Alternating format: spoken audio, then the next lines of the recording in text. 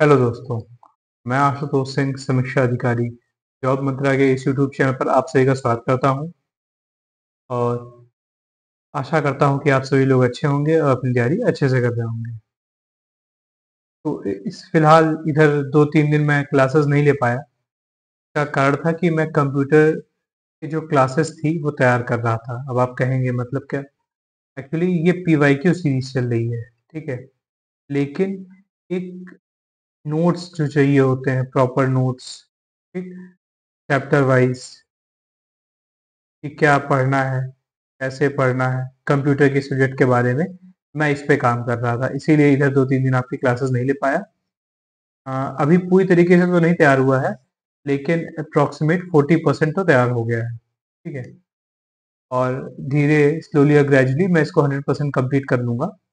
तब मैं आप लोग को कंप्यूटर के जितनी भी क्लासेस हैं, उसे कंप्लीट करवा दूँगा, इसी जॉब मंत्रा के चैनल पर। तो चलिए, आज हम अपने इस कंप्यूटर की पीवाईक्यू सीरीज के पार्ट 13 को लेकर आए हैं, जहाँ पर हम एआरओ का पेपर को डिस्कस करेंगे, जो कि हुआ था 14 दिसंबर 2021 को, ठीक? और ये फर्स्ट शिफ्ट का पेपर था, ठीक?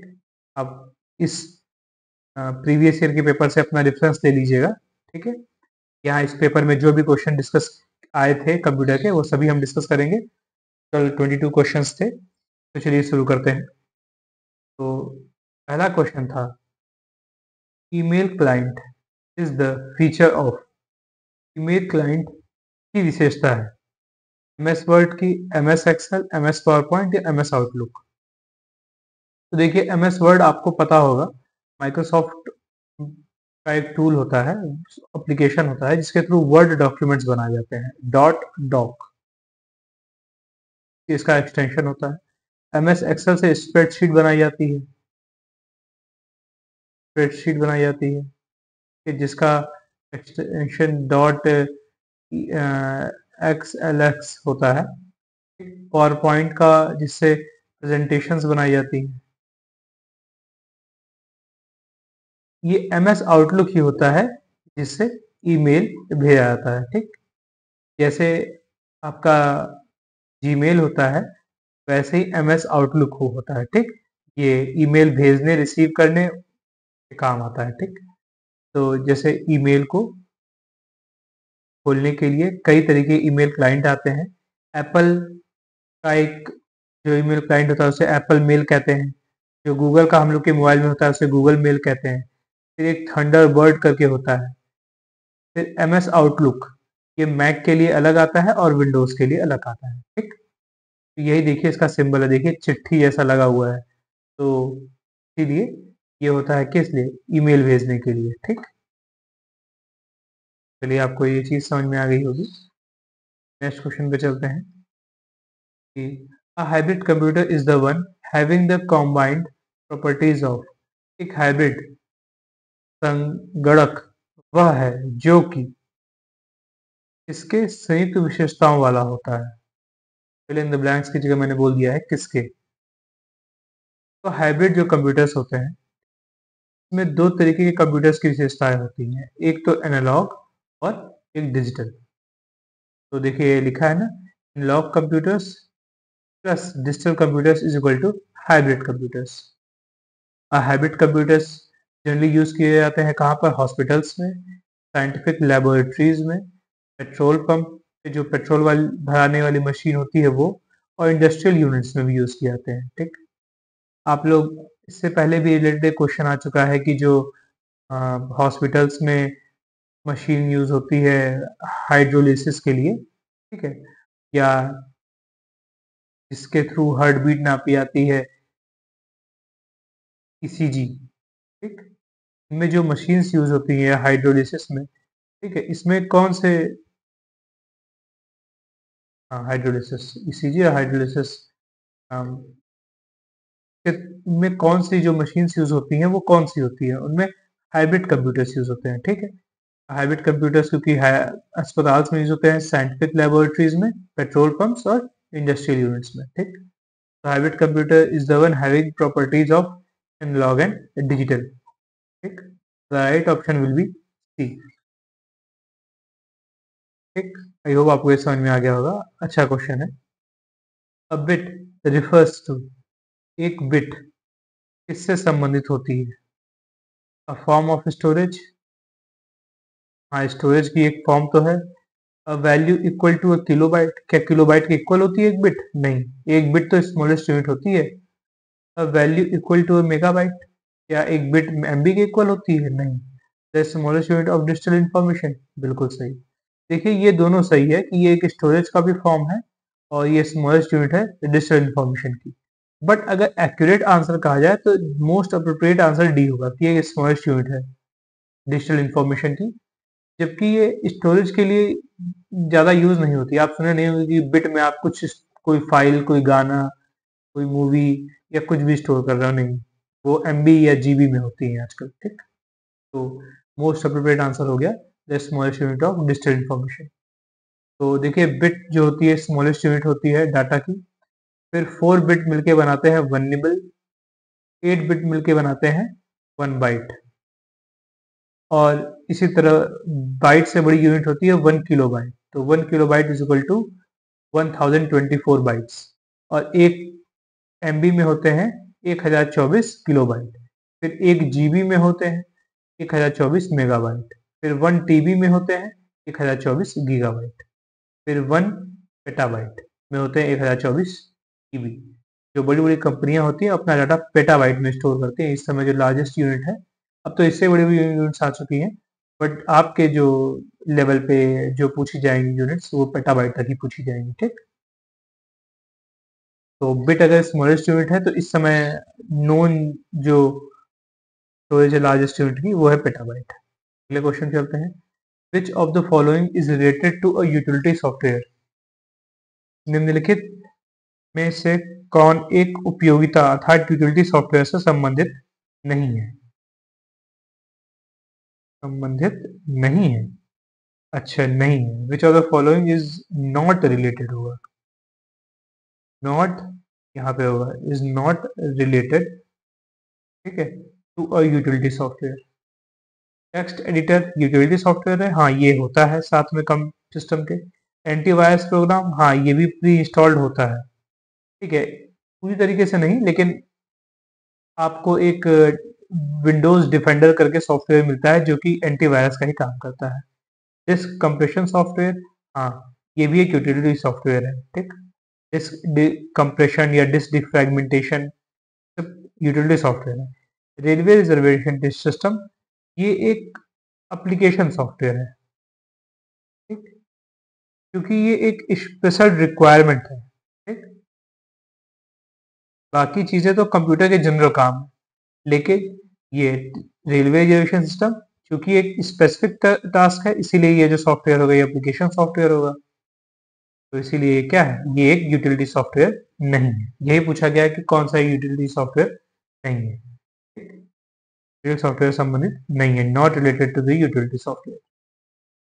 तो देखिए यहाँ पे लगाया हुआ है कि बहुत से यूटिलिटी सॉफ्टवेयर होते हैं, मैं पहले ही बता चुका हूँ। यूटिलिटी और एप्लीकेशन सॉफ्टवेयर मैंने बहुत क्वेश्चन कराए हैं। अब आपको थोड़ा क्लियर हो गया होगा कि एंटीवायरस मतलब पहले से प्री इंस्टॉल्ड मिलता है जनरली सिस्टम्स में, कमजोर होता है लेकिन मिलता है, जिसे विंडोज डिफेंडर कहते हैं, ठीक। एक फाइल मैनेजमेंट सिस्टम मिलता है जिसे आप माई कंप्यूटर कहते हैं ना, जिसके थ्रू आप जाके फाइलों को ऑपरेट करते हैं, डिलीट करते हैं, एडिट करते हैं, वो फाइल मैनेजमेंट सिस्टम उसे कहते हैं। एक कंप्रेशन टूल मिलता है, डिस्क फ्रेगमेंटेशन मिलता है, बेसिक टास्क ये देखने वाला एक मिलता है जिसे बोलते हैं एक तरीके से आल्ट कंट्रोल डेल दबाते हैं ना, आल्ट कंट्रोल डेल आप दबाते हैं तो आप देख पाते हैं कि कौन कौन से आपके टास्क चल रहे हैं, जिसे बोलते हैं टास्क मैनेजर। ये टास्क मैनेजर भी आपको पहले से मिलता है, ठीक। फिर डिस्क मैनेजमेंट टूल, ये भी एक यूटिलिटी सॉफ्टवेयर है। बैकअप यूटिलिटी, ये भी एक यूटिलिटी सॉफ्टवेयर है। डिस्क क्लीनअप, ये सभी क्या है, यूटिलिटी सॉफ्टवेयर है, ठीक। इनको छोड़ के कोई सॉफ्टवेयर होगा तो वो क्या होगा, एक एप्लीकेशन सॉफ्टवेयर होगा। नेक्स्ट क्वेश्चन पे चलते हैं। A micro processor is made of millions of, एक माइक्रो प्रोसेसर 10 लाख को ही मिलियन कहते हैं। याद रखिएगा, आप लोग आजकल यूट्यूब वीडियो देखते होंगे तो आता है कि 1 मिलियन सब्सक्राइबर्स हो गए, 2 मिलियन सब्सक्राइबर्स हो गए। तो यहाँ पे मिलियन का मतलब होता है 10 लाख, ठीक? तो यहाँ पे बोला गया है कि एक माइक्रो प्रोसेसर 10 लाख अर्थात मिलियन से निर्मित होता है। रजिस्टर्स नहीं, ट्रांजिस्टर्स बिल्कुल सही, माइक्रोचिप्स नहीं, प्रोग्राम काउंटर्स नहीं। जो एक माइक्रो प्रोसेसर होता है उसमें मिलियंस ऑफ ट्रांजिस्टर्स लगे होते हैं, कैपेसिटर्स और डायोड्स लगे होते हैं, ठीक? A microprocessor is made up of millions of tiny components, including transistors, ठीक, capacitors and diodes. ठीक, एक जो माइक्रो प्रोसेसर होता है, देखिए कुछ माइक्रो प्रोसेसर जो होता है ना, का जो बॉटम वाला हिस्सा होता है वो कुछ ऐसा दिखाई देता है, ठीक? तो इसमें मिलियंस ऑफ ट्रांजिस्टर्स, कैपेसिटर्स और डायोड्स लगे होते हैं, यही वही तो लगे हुए हैं, ठीक है, दिख रहा है आपको। और यही कंप्यूटर का दिमाग होते हैं, सारी कैलकुलेशंस, इवैल्यूएशन, जो कंपैरिजन होता है यहीं पर होता है, ठीक? नेक्स्ट क्वेश्चन में चलते हैं। In MS Word spell check is under which menu? Spell check याद रखिएगा, स्पेलिंग चेक करने के लिए होता है। एमएस वर्ड में स्पेल अर्थात जांच किस मेन्यू के अंतर्गत आता है? आपने जैसे एक डॉक्यूमेंट में बहुत लेटर लिख लिया, अब उस लेटर में आपने कहीं कोई वर्ड की गलती की है कि नहीं, स्पेलिंग अगर आपको चेक करनी है तो आप स्पेल चेक नाम का एक मेन्यू ओपन करते हैं। तो ये कहाँ पर देखने को मिलता है? तो ये टूल्स के अंदर देखने को मिलता है, ठीक? एडिट के अंदर नहीं मिलता, रिव्यू के अंदर नहीं मिलता है, फॉर्मेट के अंदर भी नहीं मिलता है, ठीक? देखिए मैं आपको दिखा देना चाहता हूँ, स्क्रीनशॉट इसीलिए मैं यहाँ पे लगाता रहता हूँ ताकि आपको चीज़ें थोड़ी सी समझ में आए। ये है एमएस वर्ड, ठीक? और ये रहा इसका मेन्यू बार, ये रहे अलग अलग मेन्यूज। यहाँ पर है टूल, ये सब मेन्यू है। इस टूल के अंदर देखिए सबसे पहला ये स्पेलिंग एंड ग्रामर, ठीक है, इसी को स्पेल चेक कहते हैं, ठीक? ये आपने जो भी चीजें लिखी है उसमें स्पेलिंग्स और ग्रामर्स की मिस्टेक्स को बताएगा, ठीक? तो स्पेल चेक। और हाँ, जो साथ में यहाँ पे लिखा है ना, ये एडिट, एडिट के अंदर पहले भी पूछा जा चुका है, मैं बताया है, एडिट के अंदर आता है कॉपी, कट, पेस्ट, सेलेक्ट, सब किसके अंदर आता है? एडिट के अंदर आता है। कई बार पूछा जा चुका है आपके एग्जाम्स में, ठीक? और एमएस वर्ड से मेन्यू के बारे में कई बार पूछ चुके हैं ये लोग, ठीक? आप जरा ध्यान दीजिएगा एमएस वर्ड की प्रैक्टिकलिटी पे कि एमएस वर्ड को यूज कैसे किया जाता है, ठीक? Artificial intelligence is an example of, कृत्रिम कृत्रिम बुद्धिमत्ता का उदाहरण है? सेकेंड जनरेशन कंप्यूटर्स का, थर्ड जनरेशन कंप्यूटर्स का, फोर्थ जनरेशन कंप्यूटर्स का या फिफ्थ जनरेशन कंप्यूटर्स का? तो artificial intelligence fifth generation computers का उदाहरण है, ठीक? देखिए इससे पहले ही बता चुका हूँ कि कंप्यूटर में आज तक 5 जनरेशन आई है, ठीक? ये इनके पीरियड्स हैं कि मतलब किस समय से किस समय तक रही है और ये उससे संबंधित टेक्नोलॉजी है, ठीक? आपके एग्जाम में पीरियड्स नहीं पूछा जाता, कि पूछा जाता है कि उससे संबंधित टेक्नोलॉजी। जो पहला जनरेशन था वो वैक्यूम ट्यूब पे बेस्ड था, ठीक? जो दूसरा जनरेशन था वो ट्रांजिस्टर्स पे। थर्ड जनरेशन इंटीग्रेटेड सर्किट्स पे आ गया, ठीक? फोर्थ जनरेशन माइक्रो प्रोसेसर पे बेस्ड हो गया पूरा पूरा। और फिफ्थ जनरेशन माइक्रो प्रोसेसर से भी आगे निकल गया, जहाँ पे आर्टिफिशियल इंटेलिजेंस और यूएलएसआई का यूज होने लगा। यूएलएसआई मतलब अल्ट्रा लार्ज सर्किट, ठीक है, यूएलएसआई, ठीक? तो यही पूछा गया है ना कि artificial intelligence is an example of, इसका है फिफ्थ जनरेशन का है, ठीक? तो आप लोग इस समय फिफ्थ जनरेशन में ही जी रहे हैं, ठीक? 1980 के बाद से फिफ्थ जनरेशन स्टार्ट हो गई थी। नेक्स्ट क्वेश्चन पे चलते हैं। Computer language used for calculation is, परिकलन में प्रयुक्त होने वाली संगणक की भाषा है। देखिए यहाँ पे 4 भाषाओं के नाम लिखे हैं, लोगो, फोर्ट्रेन, बेसिक और सी प्लस प्लस। कहा जा रहा है इनमें से कौन सी कंप्यूटर लैंग्वेज को कैलकुलेशन में यूज किया जाता है, ठीक? तो जो फोर्ट्रेन होती है ना, इसका इस्तेमाल कैलकुलेशन में किया जाता है। फोर्ट्रेन का फुल फॉर्म होता है फॉर्मूला ट्रांसलेशन। देखिए मैं से पहले भी लगा चुका हूँ और बताया हूँ आपको कि अलग अलग जो लैंग्वेजेस होती हैं उनके अलग अलग यूज होते हैं। साइंटिफिक एप्लीकेशंस में 2 लैंग्वेज यूज होती है, एक फोर्ट्रेन और एक एल्गोल, ठीक? फोर्ट्रेन का फुल फॉर्म होता है फॉर्मूला ट्रांसलेशन और एल्गोल का मतलब है एल्गोरिथमिक लैंग्वेज। बिजनेस वाली एक एप्लीकेशन होती है जिसे कहते हैं कोबॉल, मतलब कॉमन बिजनेस ओरिएंटेड लैंग्वेज, नाम में ही आ रहा है बिजनेस। आर्टिफिशियल इंटेलिजेंस के लिए यूज होती है लिस्प, पूछा जा चुका है कई बार लिस्प। कोबॉल भी पूछा जा चुका है, फोर्ट्रेन देखिए पूछा जा ही रहा है, एल्गोल पूछ दिया गया है, सब देखिए इंपॉर्टेंट है। प्रोलॉग और सी ये सब आर्टिफिशियल इंटेलिजेंस से संबंधित लैंग्वेज है। सिस्टम की प्रोग्रामिंग के लिए सी का यूज होता है। एक्सटेंडेड एल्गोल ये इंपॉर्टेंट नहीं है, ठीक। ब्लिस का यूज होता है और पीएलएस का यूज होता है। वहीं वेब डिजाइनिंग करने के लिए जावा का, पीएचपी का और एक्सएचटीएमएल का यूज होता है, ठीक। तो ये अलग अलग लैंग्वेज का अलग अलग यूज है, ठीक। तो जो फोर्ट्रेन है ना, फॉर्मूला ट्रांसलेशन, इसका इस्तेमाल साइंटिफिक पर्पसेस में और कैलकुलेशन में होता है। वही एल्गोल जो है एल्गोरिथमिक लैंग्वेज, इसका भी इस्तेमाल साइंटिफिक पर्पसेस और कैलकुलेशन के लिए होता है, ठीक।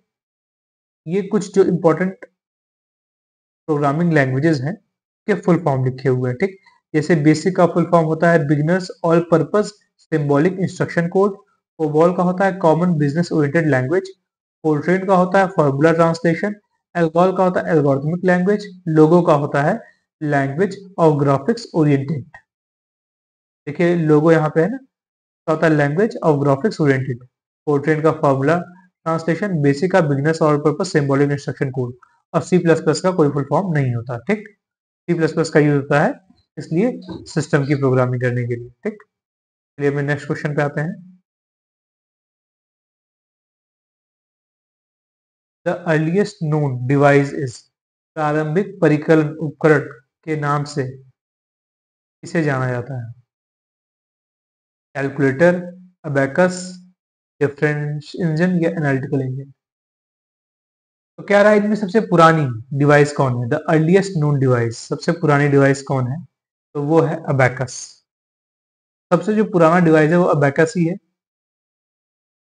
अबेकस के बाद नेपियर बोन्स ने बोन नेपियर बोन्स नाम की डिवाइस बनाई, फिर पास्कलाइन आई। देखिए एवोल्यूशन कंप्यूटर्स का कैसे हुआ है। सबसे पहले 3000 बीसी, 3000 ईसा पूर्व अबेकस खोज की गई थी। ये कैलकुलेशन करने के लिए यूज होता था, ठीक है। बहुत ही सिंपल डिवाइस थी यूज करने के लिए। फिर इसी से थोड़ा इंस्पायर्ड होके बना नेपियर बोन्स ने 1617 में बनाई ये नेपियर बोन्स नाम की डिवाइस। फिर पास्कलाइन आई, ठीक, ये बड़ी इंपॉर्टेंट है। फिर लिबनिट्ज व्हील आई, ये इतनी इंपॉर्टेंट नहीं रही, ठीक। फिर जैकवर्ड लूम आया, ठीक। फिर एनालिटिकल इंजन आया, सेंसस मशीन आई, मार्क वन आया, सब आगे बढ़ते गए, ठीक। लेकिन इनमें सबसे पहली डिवाइस कौन थी? वो थी अबेकस, जो 3000 ईसा पूर्व आई थी, ठीक। अब पूछा जाए पहला मैकेनिकल कंप्यूटर कौन था इनमें, तो वो था पास्कलाइन। फर्स्ट मैकेनिकल कंप्यूटर था पास्कलाइन, ठीक। जो नेपियर बोन्स था वो बिल्कुल अबेकस के ही जैसा था, ठीक, अबेकस से इंस्पायर था, ठीक। और जो एनालिटिकल इंजन था इसे बनाया था चार्ल्स बैबेज ने, जो फादर ऑफ कंप्यूटर कहे जाते हैं ना, चार्ल्स बैबेज ने ही एनालिटिकल इंजन बनाया था, ठीक। चलिए कुछ काम की बातें मैंने और भी बता दी आपको एवोल्यूशन ऑफ कंप्यूटर से संबंधित। नेक्स्ट क्वेश्चन पे चलते हैं। In computing IP address means, संगणन कंप्यूटिंग में आईपी का तात्पर्य है। आईपी का फुल फॉर्म होता है इंटरनेट प्रोटोकॉल, ठीक। इंटरनेशनल पिन नहीं, इंटरनेट प्रोटोकॉल बिल्कुल सही। इनवैलिड पिन नहीं, इंसर्ट पिन नहीं। Right option will be B. IP का फुल फॉर्म क्या है? Internet protocol. तो IP stands for internet protocol. IP address एक यूनिक नंबर होता है दैट डिफाइंस, जो आइडेंटिफाई करता है एक डिवाइस को connected to the internet or a local network. IP addresses are used to send and receive information between devices on a network. देखिए जैसे एक मान लीजिए एक नेटवर्क है, यहाँ पे 10 बहुत सारी डिवाइसेस कनेक्टेड हैं एक दूसरे से। यहाँ पे ये एक डिवाइस कनेक्ट है, ये अलग अलग डिवाइस है, ये यहाँ डिवाइस है, ये इससे 10 डिवाइस और है। इन सभी के पास अपनी एक आईपी एड्रेस होती है, एक यूनिक आईडी होती है। जैसे हमारा घर का पता होता है, वैसे कंप्यूटर की एक अपनी विशेष एड्रेस होती है, उसे कहते हैं आईपी एड्रेस, ठीक। मान लीजिए इस कंप्यूटर को कुछ भेजना है, इस कंप्यूटर ने इस दूसरे कंप्यूटर को कुछ भेजना है, तो आईपी एड्रेस के थ्रू भेजेगा, ठीक। इस फला आईपी एड्रेस को ये डाटा भेज दिया जाए, ठीक।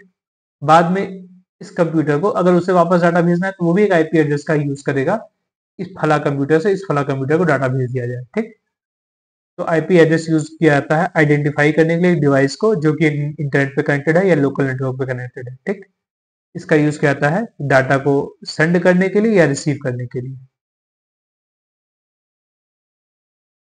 आईपी एड्रेस के बारे में कभी आपको डिटेल में और बता देंगे। ठीक, नेक्स्ट चीज चलते हैं। अच्छा हाँ, ये मैंने लगाया है प्लेलिस्ट कि अभी तक मैंने क्या क्या लेक्चर्स अटेंड किए हैं अलग अलग टॉपिक्स पे, तो उन्हें आप लोग जरूर देख लीजिएगा।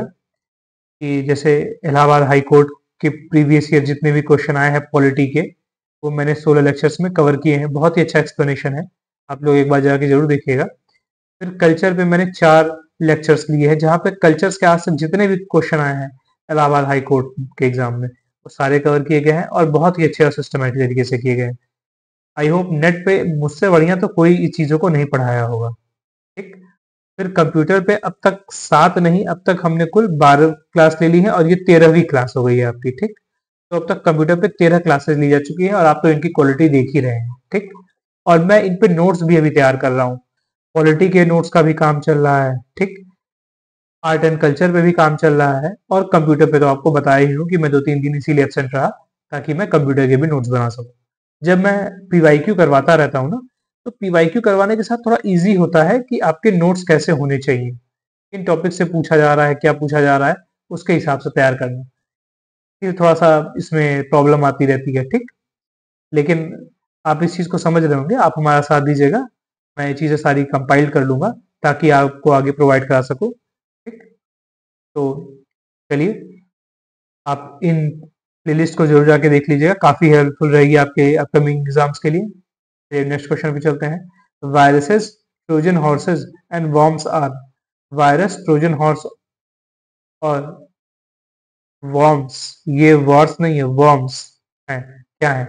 Able to harm computer system. हाँ बिल्कुल सही, ये कंप्यूटर सिस्टम को हार्म कर सकते हैं। Unable to detect if present on computer, ये अगर कंप्यूटर में है तो इन्हें डिटेक्ट नहीं किया जा सकता, गलत बात है। एंटीवायरस डिटेक्ट कर लेता है इन्हें। यूजर फ्रेंडली एप्लीकेशंस होती हैं? नहीं, बिल्कुल नहीं, यूजर फ्रेंडली तो बिल्कुल नहीं होती है, हमें के नुकसान ही पहुंचाती हैं। हार्मलेस एप्लीकेशन होती हैं जो कि रेसिडेंट ऑन कंप्यूटर, जो कि कंप्यूटर में निवास करती हैं, बिल्कुल गलत। हार्मलेस नहीं, हार्मफुल होती हैं, कंप्यूटर को नुकसान पहुंचाती हैं। तो ये क्या होते हैं? वायरस, ट्रोजन हॉर्स या वॉर्म्स क्या होते हैं? Able to harm the computer system. ठीक, तो जो मालवेयर है वो अलग अलग तरीके के आते हैं। मालवेयर एक बड़ी टर्म है। ठीक, मालवेयर का मतलब ऐसा कोई भी सॉफ्टवेयर जो कंप्यूटर को नुकसान पहुंचा उसे कहते हैं मालवेयर।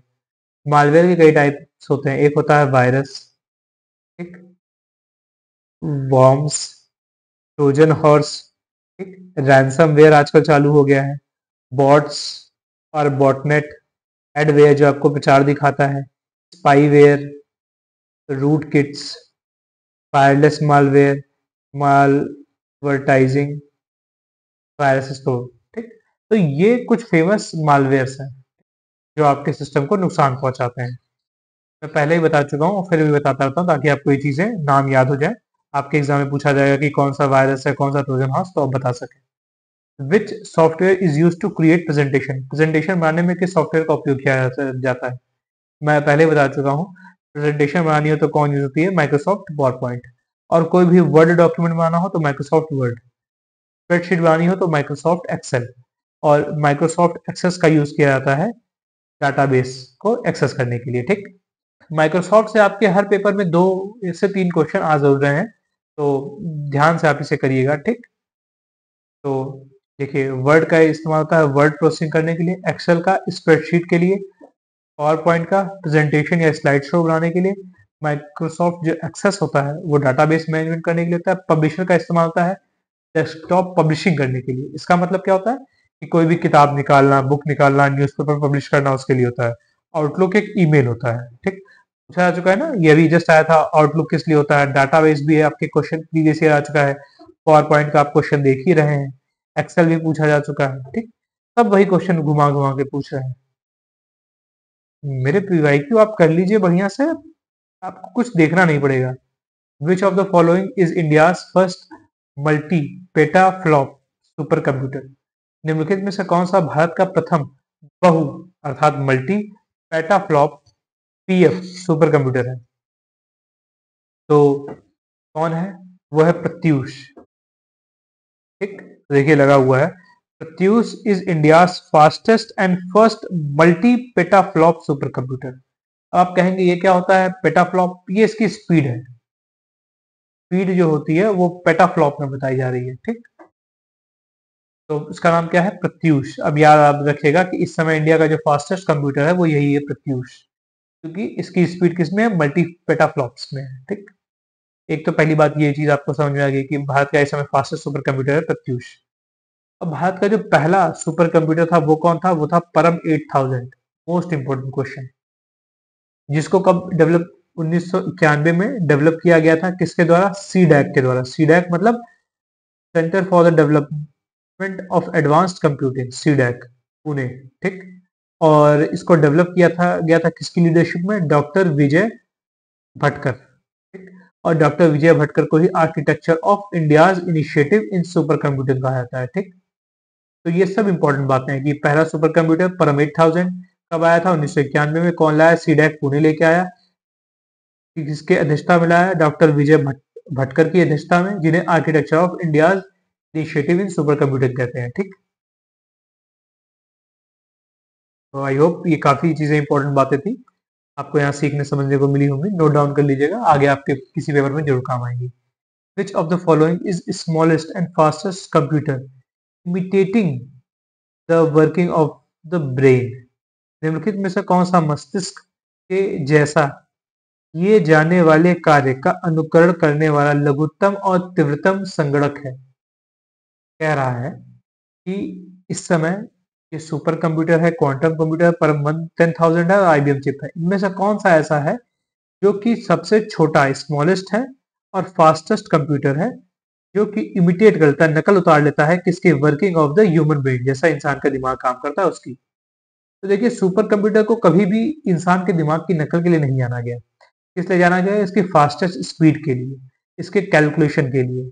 ठीक, देखिए सुपर कंप्यूटर एक हाई परफॉर्मेंस कंप्यूटर होता है जो कि सॉल्व करता है कॉम्प्लेक्स कैलकुलेशंस को और हैंडल करता है लार्ज अमाउंट ऑफ डेटा को। ठीक, super computer are often used for scientific and engineering work that require extremely fast computation. ठीक, सुपर कंप्यूटर को साइंटिफिक और इंजीनियरिंग कामों के लिए यूज किया जाता है, जो कि जहां पर बहुत तेज कैलकुलेशन की आवश्यकता होती है। ठीक, इस समय जो दुनिया का फास्टेस्ट सुपर कंप्यूटर है उसकी फोटो है ये पूछा भी आ चुका है आपके एग्जाम में कि दुनिया का इसमें फास्टेस्ट सुपर कंप्यूटर कौन है? फ्रंटियर, ये यूएसए में है। फ्रंटियर, FRONTIER, फ्रंटियर, ये यूएसए का सुपर कंप्यूटर है, दुनिया का इसमें फास्टेस्ट सुपर कंप्यूटर है। ठीक, आपके एग्जाम से पूछा जा चुका है। ठीक, नोट डाउन कर लीजिए इसे। ठीक, चलिए अपने फिर से क्वेश्चन पे आते हैं। तो ये तो होता है सुपर कंप्यूटर जो कि अपनी फास्ट कैलकुलेशन स्पीड के लिए जाना जाता है। लेकिन अब कैलकुलेशन से भी आगे चीज आ गई है, क्या? Quantum computer. एक मशीन होती है जो कि क्वांटम फिजिक्स का यूज करती है कैलकुलेशन को और तेज करने के लिए। ठीक, जो क्वांटम कंप्यूटर है क्वांटम फिजिक्स का यूज करिए कैलकुलेशन को और तेज करने के लिए। क्वांटम कंप्यूटर जिन स्मॉलेस्ट बिट्स पे काम करता है, क्वांटम बिट्स, उसे क्यूबिट्स कहा जाता है। ठीक, are the basic unit of memory. याद रखिएगा क्यूबिट्स जो होता है क्वांटम कंप्यूटर की इस बेसिक यूनिट होती है मेमोरी की। ठीक, ये देखिए सुंदर पिचाई है, गूगल के समय सीईओ यही है। ठीक, सुंदर पिचाई, और ये साथ में क्या है? क्वांटम कंप्यूटर है। ठीक, ये दिखा देता हूँ जूम करके। ये है सुंदर पिचाई, इसके साथ खड़े हैं ना, ये है क्वांटम कंप्यूटर। ठीक, तो क्वांटम कंप्यूटर क्वांटम फिजिक्स पे काम करता है और बहुत फास्ट होता है। लेकिन इसकी एक और खासियत है, ये कंप्यूटर जो होता है ये इंसान के दिमाग के ब्रेन की नकल कर लेता है, इमिटेट कर लेता है।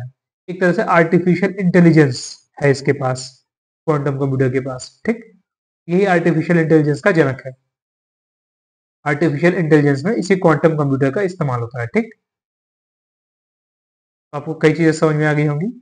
ठीक, तो चलिए अपने नेक्स्ट, हाँ, अपने इस क्वेश्चन का आंसर ये है कि the right option will B quantum computers. तो चलिए नेक्स्ट क्वेश्चन पे चलते हैं कि विच of the following is not a feature of internet? निम्नलिखित में से कौन सा इंटरनेट का एक विशेषता नहीं है?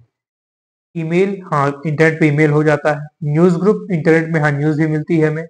बहुत सारे न्यूज़ ग्रुप है। चैट, हाँ, इंटरनेट से हम चैट भी कर लेते हैं। डिज़ाइनिंग, इंटरनेट से डिज़ाइनिंग नहीं होती है। डिज़ाइनिंग के लिए आपको सॉफ्टवेयर्स यूज़ करने पड़ते हैं अलग-अलग, ठीक? तो इंटरनेट कौन-कौन सी सर्विसेज़ देता है, ये पूछा गया है। ईमेल आप कर लेते हैं, न्यूज़ आपको मिल जाती है, फाइल को ट्रांसफ़र कर लेते हैं, मतलब डाउनलोड कर लेते हैं। इसके लिए आप प्रोटोकॉल यूज़ करते हैं, file transfer protocol, FTP. Telnet के थ्रू क्या होता है, टेलीकम्युनिकेशन नेटवर्क। आप क्या करते हैं, रिमोट लॉगिन करते हैं टेलनेट के थ्रू। रिमोट लॉगिन मतलब आप कहीं दूर रह के अपने सिस्टम में लॉगिन कर लेते हैं, चैट कर लेते हैं, नेट यूज़ करते हैं, बहुत सारा एंटरटेनमेंट करते हैं, मूवीज़ देखते हैं, गाने सुनते हैं, सोशल नेटवर्क भी यूज़ करते हैं। जान ही रहे हैं आजकल फेसबुक, इंस्टाग्राम, सर्च कर लेते हैं किसी भी टॉपिक के बारे में, ठीक? लेकिन डिज़ाइनिंग ये इंटरनेट की सर्विस नहीं है, इसके लिए आपको कोई पर्टिकुलर सॉफ्टवेयर यूज़ करना पड़ता है, ठीक? डिज़ाइनिंग क्योंकि ये बहुत ही कॉम्प्लेक्स प्रोसेस होती है, ठीक है? इसके लिए डेडिकेटेड सॉफ्टवेयर आते हैं, जैसे कैड, ठीक? विच of the following is a software? निम्नलिखित में कौन-सा एक सॉफ्टवेयर है? कीबोर्ड ये एक सॉफ्टवेयर नहीं, ये एक हार्डवेयर है। इंटरनेट एक्सप्लोरर, हाँ, ये सॉफ्टवेयर है। स्कैनर ये एक हार्डवेयर है। माउस ये भी एक हार्डवेयर है। माउस एक इनपुट डिवाइस है। स्कैनर ये भी एक इनपुट डिवाइस है। कीबोर्ड ये भी एक इनपुट डिवाइस है। इंटरनेट एक्सप्लोरर क्या है? एक सॉफ्टवेयर है। ये पूछा गया है कि कौन सा सॉफ्टवेयर है इंटरनेट एक्सप्लोरर। इंटरनेट एक्सप्लोरर का यूज बाय डिफॉल्ट ये जो माइक्रोसॉफ्ट विंडोज मिलता है ना, उसके अंदर इंटरनेट एक्सप्लोरर पहले से प्री इंस्टॉल्ड होता है, ठीक? तो विंडोज 10 जब था तब तक तो इंटरनेट एक्सप्लोरर आया। जहां विंडोज 11 आ गया ना, तो इंटरनेट एक्सप्लोरर का नाम बदल के कर दिया गया एज, ठीक? अब इंटरनेट एक्सप्लोरर नहीं मिलता है, अब आपको प्री इंस्टॉल्ड मिलता है एज, ठीक? नाम बदल दिया गया है, पूरा काम आज ही वही है, ठीक? इंटरनेट एक्सप्लोरर का इवॉल्व फॉर्म है एज। नेक्स्ट क्वेश्चन चलते हैं। A micro processor is the brain of computer and is also called. एक माइक्रो प्रोसेसर संगणक का मस्तिष्क होता है और इसे भी कहा जाता है, क्या कहा जाता है? माइक्रोचिप, हाँ।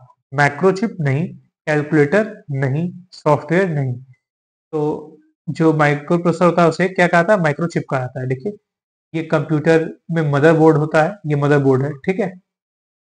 इस मदरबोर्ड में अलग अलग चीजें अलग अलग जगहों पे इंस्टॉल्ड है।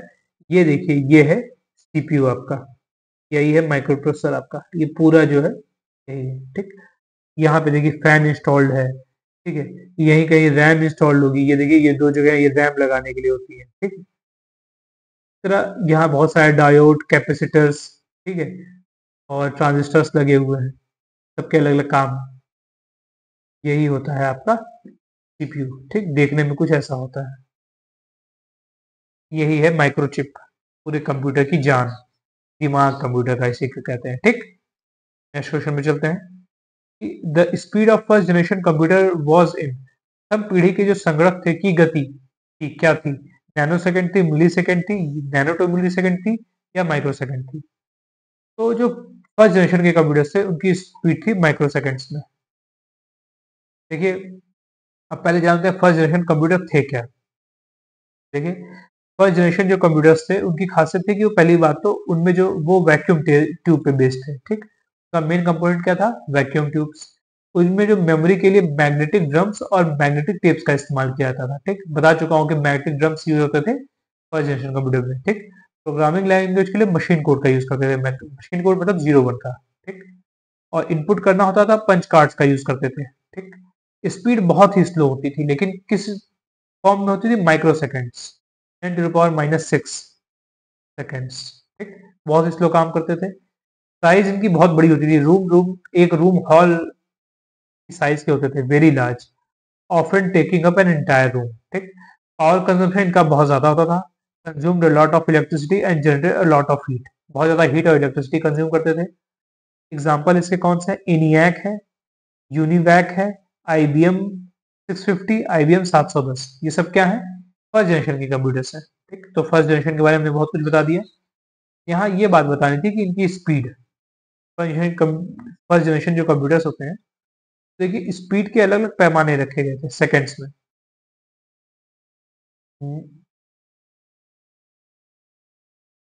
एक होता है millisecond, microsecond, nanosecond, nano होता है 10 to the -9, picosecond 10 to the -12, femtosecond 10 to power -15, attosecond 10 to power -18, zeptosecond 10 to power -21।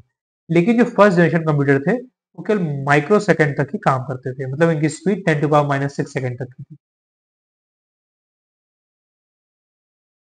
चलिए अपने नेक्स्ट क्वेश्चन पे चलते हैं कि which part of the computer is use for calculating and comparing. संगणक का कौन सा भाग परिकलन करने और तुलना करने के लिए उपयुक्त होता है। तो पहली बात तो संगणक में एएलयू होता है, कंट्रोल यूनिट होती है, मतलब जो सीपीयू होता है उसके दो हिस्से होते हैं, एएलयू अर्थमेटिक लॉजिकल यूनिट और कंट्रोल यूनिट। डिस्क जो यूनिट होती है वो सीपीयू का हिस्सा नहीं होता, मॉडेम ये भी सीपीयू का हिस्सा नहीं होता है। अब इन दोनों में से कौन कैलकुलेशन और कंपेयरिंग का काम करता है, तो एएलयू ये काम करता है, arithmetical logical unit. Control unit computer को कंट्रोल करने का काम करता है। ठीक, इनपुट और आउटपुट क्या आएंगे जाएंगे, ठीक है, सारी कैलकुलेशन कैसे होगी। ठीक, तो देखिए इनपुट डिवाइसेस कनेक्ट होती हैं, इनपुट डाटा देती हैं, सीपीयू के अंदर कंट्रोल यूनिट होता है और एएलयू होता है, अर्थमेटिकल लॉजिकल यूनिट। एएलयू जो होता है यही सारी कैलकुलेशन परफॉर्म करता है। कंट्रोल यूनिट सब कुछ कंट्रोल करने का काम करता है, क्या डाटा लिया जाएगा, क्या दिया जाएगा, कहाँ डाटा मेमोरी में स्टोर होगा, कब निकाला जाएगा, ये मेमोरी होती है, ठीक है, जिसे आप रैम कहते हैं। यहाँ पे सारी चीजें परफॉर्म होती है रैम पे, सारी जितनी भी कैलकुलेशन होती है परफॉर्म यहाँ पे होती है। लेकिन करता कौन है, एएलयू करता है। फिर सारा जब आउटपुट कैलकुलेट हो जाता है तो आउटपुट डिवाइस को भेज दिया जाता है। ठीक, तो ये इसका बेसिक फंक्शन है। नेक्स्ट क्वेश्चन पे चलते हैं। तो विच of the following is not a mobile operating system, निम्नलिखित में से कौन एक मोबाइल की प्रचालन प्रविधि नहीं है। एंड्रॉयड हाँ मोबाइल में यूज होता है, सफारी नहीं, ये यूज नहीं होता, आईओएस ये भी यूज होता है, सिम्बियन हाँ ये भी एक ऑपरेटिंग सिस्टम है। तो सफारी जो है ये एक ऑपरेटिंग सिस्टम नहीं है। ये पूछा गया है ना कि विच of the following is not a mobile operating system. देखिए जो जो आप लोग यूज करते हैं उसमें आज आप लोग एंड्रॉयड तो पक्का जानते होंगे। ठीक, कि सबसे ज्यादा कौन यूज होता है, एंड्रॉयड। ठीक, उसके बाद सिम्बियन भी एक ऑपरेटिंग सिस्टम है मोबाइल में। आईओएस तो जानते होंगे, एप्पल में आईओएस यूज होता है, ब्लैकबेरी यूज होता है। विंडोज की जो फोन आते हैं अब तो बहुत कम हो गए हैं विंडोज, विंडोज के भी फोन आते हैं। एक बाडा ऑपरेटिंग सिस्टम आता है, बाडा। ठीक, एक वेब ओएस आता है और एक पाल्म ओएस आता है। इनको नोट डाउन कर लीजिएगा, these are most important operating system. और ये इनका मार्केट शेयर दिया हुआ है कि 1999 से 2019 तक कैसे इनका मार्केट शेयर चेंज हो चुका है। ठीक, तो सबसे ज्यादा कौन छाया हुआ है, एंड्रॉयड, सिम्बियन और आईओएस, ब्लैकबेरी। वही सफारी कोई ऑपरेटिंग सिस्टम नहीं होता, बल्कि ये एक ब्राउजर होता है। एप्पल के जो ब्राउजर होते हैं उसको सफारी कहते हैं। ठीक, देखिए है मैंने, ये देखिए डिफरेंट डिफरेंट ब्राउजर्स होते हैं। एप्पल का जो ब्राउजर होता है उसको सफारी कहते हैं। फायरफॉक्स एक अलग से ओपन सोर्स वो है, ब्राउजर है। क्रोम है, एज माइक्रोसॉफ्ट का एज है, बता चुका हूँ अभी जस्ट। ओपेरा ब्राउजर है, मोबाइल में आप लोग बहुत यूज किए होंगे। सब क्या है, वेब ब्राउजर है। तो सफारी भी क्या है, एक ब्राउजर है, ये एक ऑपरेटिंग सिस्टम नहीं है। नेक्स्ट क्वेश्चन चलते हैं। The step and task needed to process data such as responses to question or clicking an icon are called. Data प्रवर्तित करने के लिए विभिन्न चरण और कार्य जैसे कि प्रश्नों का उत्तर देना या आइकन पर क्लिक करने को क्या कहा जाता है। बहुत इजी क्वेश्चन है, इसको इंस्ट्रक्शन कहा जाता है।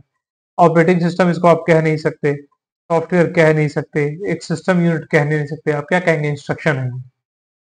ये स्टेप्स और टास्क जो कि आवश्यक होते हैं डाटा को प्रोसेस करने के लिए, बस इतना ही लाना पढ़िए। स्टेप्स और टास्क जो कि जरूरत होती है, नीडेड होते हैं एक डाटा को प्रोसेस करने के, क्या कहलाते हैं, इंस्ट्रक्शंस कहलाते हैं। ठीक, आई होप आपको समझ में आ गया होगा। नेक्स्ट क्वेश्चन पे चलते हैं कि the hard drive is normally located, hard drive सामान्यतः अवस्थित होती है next to the printer, printer के समीप में। नहीं नहीं, प्रिंटर में हार्ड ड्राइव क्या करेगी ना। Plugged into the back of the computer, computer के पीछे लगी होती है, नहीं ये भी नहीं होता। अंडरनीथ द मॉनिटर, क्या मॉनिटर के नीचे लगी होती है, नहीं। Inside the system base unit, हाँ बिल्कुल सही। अब आप कहेंगे सर ये क्या होती है, वो सिस्टम बेस यूनिट का कहने का मतलब है कि सीपीयू। ठीक, देखिए सीपीयू जो होता है ना कुछ ऐसा होता है, देखे होंगे, ठीक है? सीपीयू ऐसे एक कैबिनेट में होता है, ठीक है? इस कैबिनेट में मदरबोर्ड होता है अंदर, ठीक? फैन लगा होता है ऐसे काले रंग का, ठीक? यहाँ पे कुछ एक्सपेंशन स्लॉट्स लगे हो के लिए जगह छोड़ी होती है कि आप यहाँ पे चीज़ों को बढ़ाना, रैम बढ़ाना, हार्ड डिस्क बढ़ाना बढ़ा सकते हैं। यहाँ कनेक्टर्स लगे होते हैं, पीछे पावर सप्लाई के लिए तार लगाने के लिए जगह होती है यहाँ पे, और यहाँ फैन का एक्सेट होता है, यहाँ से हवा निकलती है गर्म गर्म। यहाँ पे सीडी लगाने के लिए जगह होती है, ऑप्टिकल डिवाइस, और यहाँ होता है हमारा हार्ड डिस्क ड्राइव, यही होता है। हार्ड डिस्क ड्राइव पूछा जा रहा है, देखिए सीपीयू के अंदर लगा होता है ये, ठीक है? और सीपीयू को ही क्या कहते हैं, सिस्टम बेस यूनिट। न तो ये प्रिंटर के अंदर लगा होता है, न तो मॉनिटर के नीचे होता है, और न ही कंप्यूटर के पीछे लगा होता है, ठीक? सिस्टम की बेस यूनिट में लगा होता है, ठीक? जो कि बेस यूनिट क्या है,